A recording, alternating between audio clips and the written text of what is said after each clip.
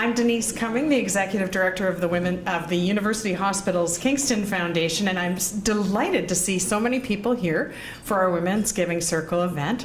I met very briefly with the speaker on the way in, and I have a feeling he's going to be really dynamic and very informative, and you're going to enjoy him thoroughly. I wasn't involved in selecting him, so I feel perfectly free saying that. It's absolutely my pleasure to have all of you here. I love this event because every time I get to spend time with a group of enthused, engaged women, I just think, oh, we have so much potential in this community, and this is just one of the ways that we are really unlocking that potential. We're a group of community women of diverse backgrounds and interests who know that together we're able to do more than individually. Our goal is to build a sustainable fund to support patient-focused medical research in our 3 Kingston hospitals. To achieve this goal, we are very fortunate to have the assistance of Dr. Roger Deely.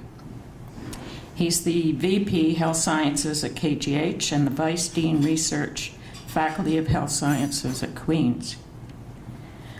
Dr. Deely is the person who recommends to our committee areas of research that are in need of funding.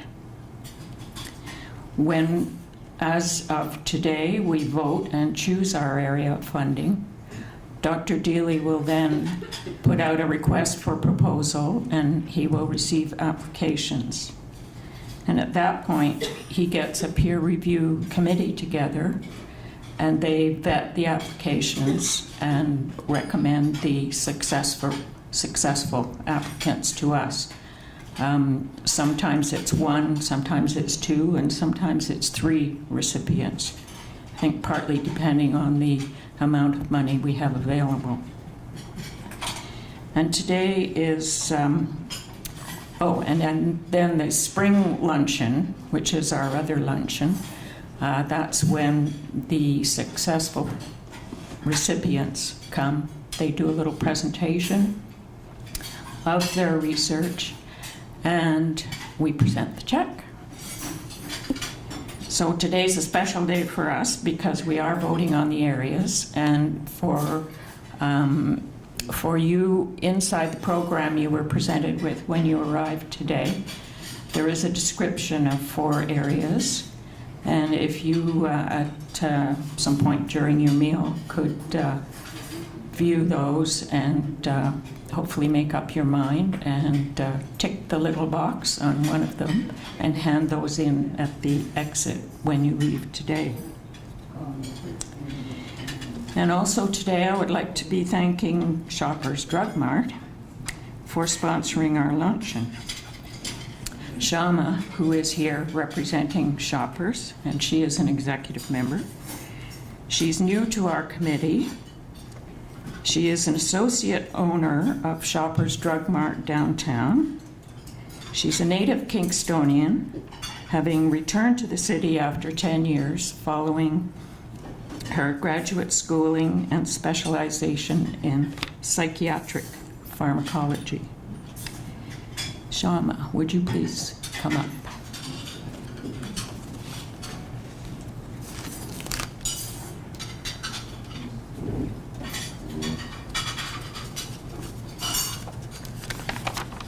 So thank you, Jillian, for that wonderful introduction. I am indeed new to Shoppers Drug Mart and even newer to the Women's Giving Circle, having replaced my sister Rena, who you might recognize in me, but shorter. And she served on the executive for the last 1.5 years.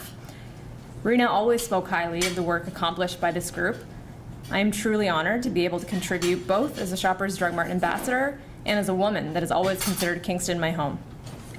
Having raised $20 million nationally in the last 11 years, the Tree of Life campaign, which has helped to fund today's event, it's just one example of Shoppers Drug Mart's commitment to the health and wellness of Canadians and the communities that they live in.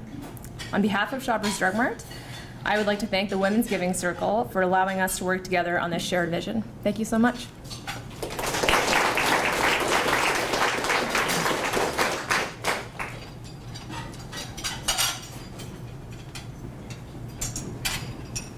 Okay, thank you, Shama. And Also, again, welcome. Thank you for joining our committee. And thank you again to Shoppers for your generous sponsorship, without whom this lunch would not have been possible. Today, I also have the honor of introducing our guest speaker, Dr. Kieran Moore. Dr. Moore received his medical degree from the University of Ottawa in 1985.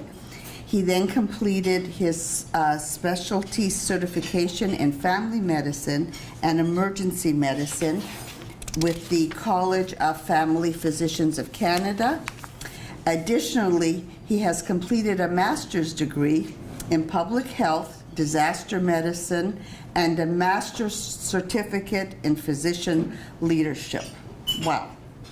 So he was appointed to the position of Associate Medical Officer of Health with KFL&A Public Health in September 2011 and is still with them. Dr. Moore has extensive experience in surveillance systems for outbreak detection, public health, pre-hospital care, and multidisciplinary research projects. Please join me in welcoming Dr. Kieran Moore. I had been speaking with Emily Julie in advance, and we bounced many topics to present to you today, and we've had the final topic of talking about health equity in the Southeast Lynn, because it's a project that we did that the information may resonate with you regarding health outcomes across our, oh, that dessert looks delicious, across our Lynn. I could talk about Ebola. I could talk about influenza. Of all the infectious disease threats that are facing us right now, it's influenza. And I just want to remind you that the vaccine is going to be available it's already available in offices for high-risk individuals, and we're having the official rollout next week. It is the infectious disease risk for us. Ebola is almost down to 0 in Canada as an infectious disease risk. It's hyped far too much. Feel free to change the channel if Ebola comes up. I'm Ebola'd out. I respond to at least 20 emails a day from our healthcare partners, and the risk to us, to anyone in this room, is absolutely minimal, but influenza season has already started. We've seen people getting admitted to the hospitals in southeastern Ontario already with influenza, and it's preventable, and it'll kill around 300 to 400 Ontarians this year alone, whereas Ebola will kill 0. So if you have the opportunity, get vaccinated, and it's available next week. That's my talk on Ebola. How's that? 0 risk. You can quote me. Okay, I'm trying to get it to work.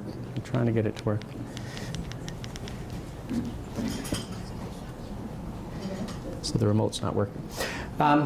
So of the objectives, over the next 20 minutes, I'm going to describe results from an assessment of health and equity in the Southeast Lynn. So in our population of around 500,000, going from Brockville up to down to Belleville.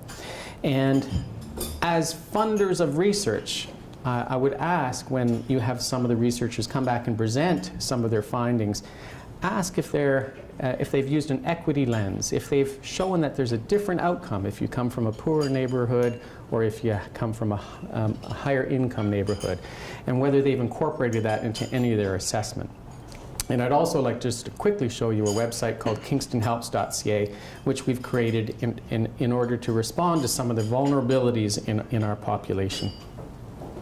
So this was an official study. It was actually sponsored by our Lynn, and our Lynn, Paul Hurras, as the CEO, wanted to look at whether primary care services in particular are appropriately provided to every citizen in the Southeast Lynn, and that they're as accessible and available to every citizen. So is there a differential access and potentially a differential outcome from not having access to health systems? And when we talk about access, we're trying to see equity. Is it fair? Is it equal for every citizen in our area? And I'll show you some of the data regarding accessibility to primary care, to your local family doctor. And also, when I talk about determinants of health, 70% of what makes us healthy is nothing to do with the health system. It's all to do with your income, your education, your employment status, whether you've got a roof over your head, clean water. That's the majority of what keeps our population healthy, and that's why I'm now in public health, because that is where I want to concentrate the next 20 years of my career, is making sure we have equity in those types of outcomes.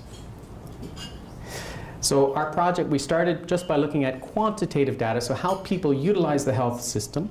Then we did focus groups and key informant interviews. This is the typical research methodology. And then we did a population-based survey about how they use our health system and what are their health care needs. And this was done in 2012. Just want to also show you a map of our region. Whoops. Oh, it is starting to work. This is a map, so I'll give you a little time to look at that. And there's, oh, whoa. Okay, I'm getting used to it. There is Kingston. So deprivation indexes, we use the census data, and the census data, you can get census data right down to a population of 400 people. And you can aggregate that information for those 400 people. They're called dissemination areas. And what we did at the health unit, we aggregated education level, employment level, income level, and divided our population into fives, so fifths, quintiles. And the lighter the color is the highest educational attainment, highest income level, highest employment status, as compared to the other populations, okay? So the darker the red is the highest unemployment level, lowest income level, and lowest employment level, okay? So does that map sort of resonate with you? If you're from Kingston, you might understand that north of Princess is a more vulnerable population as compared to around the university or out in the burbs or out in South Frontenac, which has a higher income level. And then north of 401, in particular north of 7, we have another vulnerable population in our area. So does that resonate with most people when you look at the map? It also resonates that if you look at the health status between that individual living along the Cataraqui River and the other person living in around the university at a high income level, there's a significant difference in how they use the health system and what their health outcomes are. And that's what I'm going to show you over the next couple of slides, okay? And they've done this type of work in other cities, including Hamilton, where they've shown that there's a life expectancy differential of up to 20 years between someone living there and someone living here. It can be up to 20. In our analysis, it's a 10-year life expectancy differential in Kingston alone, depending on the neighborhood in which you live. Okay, I'm getting used to it. Another map I wanted to show you was, the LIN was funding us to look at primary care, just access to a family doctor, and is it equitable? And so we did a map of where the primary care offices are, and that's this third dimension of the map. And we also mapped the most vulnerable populations. Do they have good, easy access to a primary care physician, given that we know primary care can make a dent in preventing some chronic diseases and improving health outcomes. And we did it across cities and across our whole region. And we found that access by the most deprived populations is the least for those that have the lowest income. So from a health systems vantage point, this was telling us that physicians aren't good at placing their offices where there's need, and that we can plan primary care better. And that if we're going to make any change in health outcomes, because I've told you someone that lives here can live 10 years shorter than someone living in a nicer neighborhood in a urban setting. So what we're trying to do now is plan primary care so that we put community health centers or the next family health team or invest the next few dollars that go into primary care in these settings and or in these areas of our city so we can match the need with access. Okay, I'm finally used to it. So if we look at, and this is a bit confusing, but let's just look at the least deprived population in red, which is an income deprivation, and we slide down to the most deprived population here, and we just look at their mean geographic accessibility to primary care, to the nearest primary care office, you can see that someone who's the most well off in our community is actually physically the closest to the primary care office. And that probably is the same for pharmacy as well. And yet, this population has the greatest need for primary prevention strategies because they're dying 10 years younger on average than this population. So we have to plan better, we have to provide services better, we have to do research in the future that always looks at outcomes with an equity lens, I'd say, to make sure we're not perpetuating and continuing inequity. And I'll just show you other data sets. So this is patients that actually do get admitted. They show up in an emergency department and then get admitted to the hospitals, and this is some of the research you're funding. Well, if they show up, and I'm getting used to this, and they're the least deprived, so they have the highest education, highest income levels, they actually show up with the least complexity of illness. They may just have coronary artery disease, let's say, as the admission, whereas someone coming from the most deprived will have coronary artery disease plus diabetes plus congestive heart failure plus something else. They'll have much more complexity and need from a healthcare system vantage point than someone showing up with, from the least deprived population. As well, this is a measure of cost. We all know that around 1% of our population in the Southeast Lynn costs us 33 cents on every healthcare dollar. Right? 1% of our population is spending 33 cents of our dollar. 5% of our population is spending 66 cents on every dollar. Those are numbers that we're trying to improve upon because it's not sustainable that 5% of our population is taking up that much in terms of acute care and long-term care costs. And if we look, again, just at material income here, so higher income levels, and you look at how much money is actually spent on them when they're in hospitals, so for diagnostic imaging and lab tests and consultations and procedures, you'll find that when this population gets admitted to hospital, they cost the system a significant amount because they have so much comorbidity, they have so many other illnesses associated with them. But if you were to look and you wanted equity, this should be a flat line. And if it was really based on need, this population we know has less comorbidity, but they're actually getting more investigation and more treatment than this population, even though you would think that they would need more. It's a bit of a paradox. There's not equity. Now, I see people frowning, so if you ever have a question and you want to raise your hand, I'm open. Again, this is breaking down some of the admission data to hospital and looking at, is there a differential outcome? So the red, again, is the most deprived population. And for respiratory illnesses, which would include chronic obstructive lung disease, asthma, much higher proportion of those that are most deprived getting admitted to hospital for those diseases, which are preventable for the most part. For diabetes, highest incidence is in our poorest population, and the highest admission rates is in the poorest population for diabetes. And the highest obesity rates and the least activity rates are in our most deprived population. For mental health and depression. Are you talking about type 2 then? Predominantly it's type 2, yeah, because type 1 would be the juvenile, which is a small subset of the overall population of diabetes. Very good question. 90% of type 2 diabetes, completely preventable. Exercise, diet, and yet we're throwing lots of dollars at the treatment end when there's a high amount of money that should be spent on the depression or the prevention end. Depression, so mental health admissions, much higher in the more deprived population. But for ischemic heart disease, which again, we thought ischemic heart disease, so angina or chest pain, I just hit the mic, so you probably got angina and chest pain.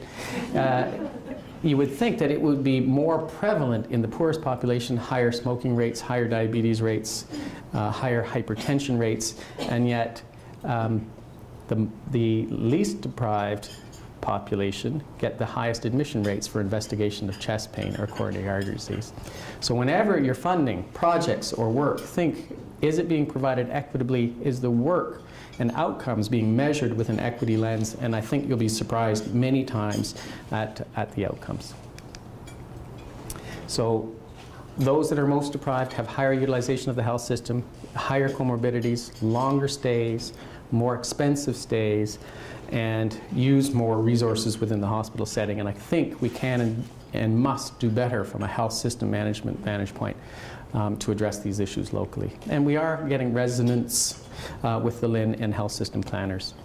When you look just at emergency department visits, so the least deprived, only around 30% of those that are in the least deprived would actually use an emergency department in a one-year period, and up to 45% of those who are most deprived would use an emergency department. So overutilization, mainly because we're not providing them with good access to primary care, right? You saw the map where there's a mismatch. And if we look at those that are going, and I used to work in the emergency department at KHH, up to 5 visits a year from some of these members of the most deprived population as compared to the least deprived. Least deprived know how to navigate the system, know how to get their primary care physician involved, and their primary care physician is closer by, so they have greater accessibility. And from a health systems vantage point, as taxpayers, we have to do better than this. Because this, showing up the emergency department up to 5 times in a year, a merge visit is $400. And that's not including physician consultation fees. A visit to a family doctor, how much do you think that is for a minor complaint? I heard 75. Do I have a bid? Do I have a bid? Do I have a bid? It's $33 for an intermediate visit. So, you know, a cough, cold, ear congestion, $33. But if you go with that same cough and cold and go to a merge, the overall cost, because you have staffing 24/7, $400. We don't educate people, we don't teach them how much the costs are and how we have to do better. That preponderance of visits on this side, when you look at the severity, how sick they are showing up to the emerge, they're not sick. They're not, I was going to ask. The severity codes, the severity codes are very low.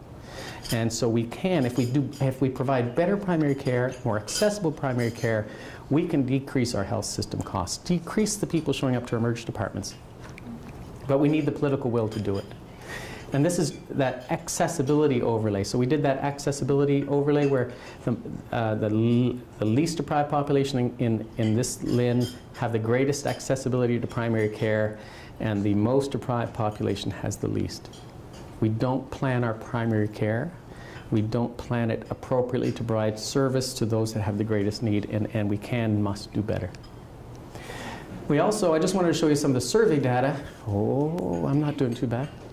Survey data when we sent out a survey to over 11,000 people in this LHIN, and preferentially tried to hear from those that are living in the more deprived areas as well as in the rural areas of our community. And what we found generally when we talked is that when you have low income, you don't have a vehicle, you don't have gas money, you have no money for public transportation, you may be trying to hold 2 jobs, and to get to a primary care provider to have your child's immunizations updated or your child assessed, it's just not going to happen. It's just too difficult because we don't plan access for primary care. And the distances are often too far, and it takes too long to get there, especially when we're listening to those in the rural areas. And also, our healthcare providers don't understand the differential outcomes of someone living in poverty. They don't risk stratify. So I've already told you, if someone's living in a more deprived area of our community, their risk for mental health issues, depression, anxiety, addiction is significantly higher than someone in a high-income neighborhood. Their risk for coronary artery disease, smoking, obesity, diabetes, 2 to 3 times higher than in a higher income neighborhood. So as physicians seeing patients on a day-to-day basis, if we don't take poverty into consideration and adjust our risk for these patients, we will let them continue on with a higher burden of disease and worse outcomes and increased costs for everybody, but in particular cost in terms of life expectancy for a population which is 1/5 of our community. And we found that when we interviewed patients in the more deprived areas, they just didn't know how to navigate. Navigating our health system is complex for me to get a hold of a specialist, to know who's taking this type of patient for what purpose. And you can think of, when they don't have access to a primary care physician, access and navigating is going to be exceptionally difficult. And I don't know if you know much about primary care, but there's different models of primary care. You can have a community health center where you have social workers and nurse practitioners and counselors working as a team, or you can have individual solo physicians with no resources to try to tackle some of these issues.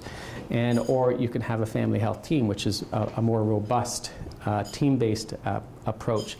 And we haven't planned that out either. It's just sporadic, and it's happened by happenstance, where we really have to be modeling what's the best primary care model for the right population. And we have to accommodate people who are working 2 jobs, 3 jobs, and or shifts to try to get them access to primary prevention strategies. I don't think it's any surprise to you now that those that are in the most deprived population, materially and socially, have the least access or regular primary care provider. I'm just going to go through a whole series of quick slides. Dental care, dental infections in children are one of the commonest causes for absenteeism in school. And when we look at material level and access to dental, around 25% of our adults haven't been to a dentist in the last 3 years. And we know dental caries are associated with hypertension and coronary artery disease and vascular outcomes. Encouraged to participate in community programs, so go to the Y, try to get more active, join a community support group. We can ask and encourage people to participate, but they may not have access, given that we don't plan all these resources. Didn't fill a prescription because of cost. If we look at just material, so the green, around 12% aren't filling their prescriptions just sheerly because of cost. And miss more than 3 months of work because of a long-term health condition in our more deprived populations. Up to 25% have missed work for up to 3 months. Huge hit on the healthcare system when that happens, and to the economic system. And food access is certainly differential between more deprived and least deprived. And hence the ongoing dependency on food banks in our area. But great community response to this. And mental health, up to 50% of those that are in the deprived populations having mental health issues in the last month. So, I've shown you ED utilization, so emergency department utilization, acute care utilization, and the differential outcomes across our population for multiple different parameters, and how the determinants of health, whether we have full employment, allow our children in all areas of our community to maximize their educational achievement, to be physically active, and to be able to afford to fill their prescriptions, etc. All of these determinants of health, besides health systems, are exceptionally important for outcomes. And we must do better. And from every interview that we did and every survey question is access to our primary care services and our community services is essential. And we have to be thinking about providing the right model of primary care for the right patient at the right place. And we don't plan place and we don't plan models well in our health system right now. And we can and must do better. And we're constantly looking at health systems cost savings because we know that the budget's frozen. We know health budget can't continue to expand because it's going to push on to education, it's going to push on to social service budgets if we don't get our health system budget under control. So we must be concentrating on preventing more, so healthy eating, active living, equitable early child development, and preventing more disease so that we can treat less. And we've had multiple conferences now and trying to brainstorm on a regional level how we can do this. And I think we're starting to have success with Arlene in particular about planning resources and roadmaps for care. In response to some of the discussion and identifying the needs of the vulnerable people in our community, we created a website called Kingston Helps, and it's kingstonhelps.ca. And basically, it outlines any resources that you need for finding shelter and housing. So you also have the social services number 211. If you ever want to know about resources in our community and you just want a phone, just dial 211 and ask, where is Oasis? Where is the Alzheimer's Society? And they'll link you to it. But for our vulnerable populations, they had specific questions like, where can I find shelter and housing? And how can I find food in our community, and how can we find clothing, and finding mental health and addiction services. So we created a one-stop shop for our community, for Kingston, to have access for all of these resources, including finding legal advice and finding income supports. As well, those that are living in poverty in our community, we're on a committee together with around 15 others in our community, and they blog about resources and free things available in our community, and they've created a social website where they can interact and tweet and also connect through Facebook. So it's a social cohesion, collateral piece, but as well as providing the right information at a one-stop shop. But do they use these tools? It's just getting rolled out. I know. So we have Google Analytics to monitor it Yes. in the back end. And we've rolled it out to our primary care providers. We've rolled it out to the city. The city's going to have the website linked to all of their computers. We're purchasing computers and putting them into Martha's Table and the shelters so that they can be taught literacy and taught how to use the internet. So we're building from the grassroots up. And the website was designed with feedback from them. Oh, someone's standing. For somebody who lives in Ampa, North, is there access to information like this for them? Because they're not going to come to the city of Kingston for it. So we started with Kingston Helps. We're going to go to Napanee Helps, and then we'll come to oompahelps.ca. We're going to have a northern area, Oompa. So I just wanted to take the opportunity to thank Dr. Moore for speaking to us today. Obviously a very interesting topic that generated lots of discussion, and obviously you can see this is a very passionate group here. Yes, it's good. So thank you very much. Pleasure.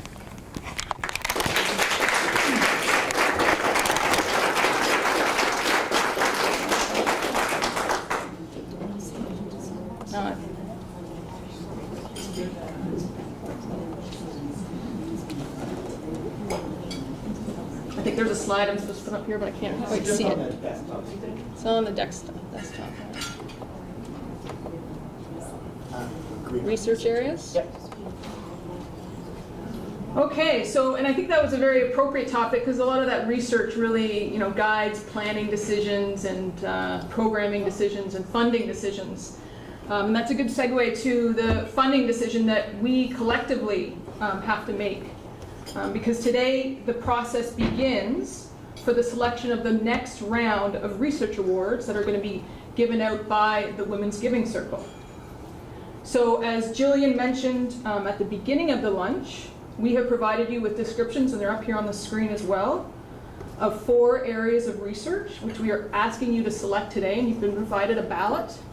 And you can mark on that ballot, I believe there'll be a box as you leave where you can put the ballot in.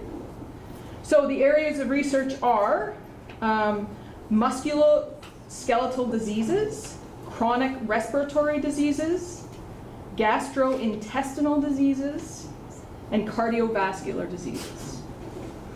And I think the descriptions that are up on the screen are also in your program. So please complete that ballot. You can also take it with you and send it in to the University Hospitals Kingston Foundation by October 30th. And if you have any questions about that, you can speak to Lori or Gary. We also want to let you know that we are always looking for new members, and for our guests that are here today, we hope that you will consider becoming a member. Our next event will be on Wednesday, April 1st at 5:45, and we will have a tour of the gastrointestinal lab at Hotel Dieu. So if you know anyone that might be interested in joining our group, or if you have any questions, feel free to contact any member of the executive. There's also, I believe, pamphlets on your table with more information. If they're not on your table, they might be out front. Please also remember that we've added a junior membership, and this is for members that are under the age of 40, and I believe I might be the only member in that group right now. So if anyone has any questions about the junior membership, feel free to talk to me, or any member of the executive as well. So in closing, I'd like to thank Shoppers Drug Mart for making this lunch possible. Special thank you also to the chef and the staff at the Donald Gordon Center for putting on such a great lunch for us. And thank you again for joining us, and enjoy the rest of your afternoon.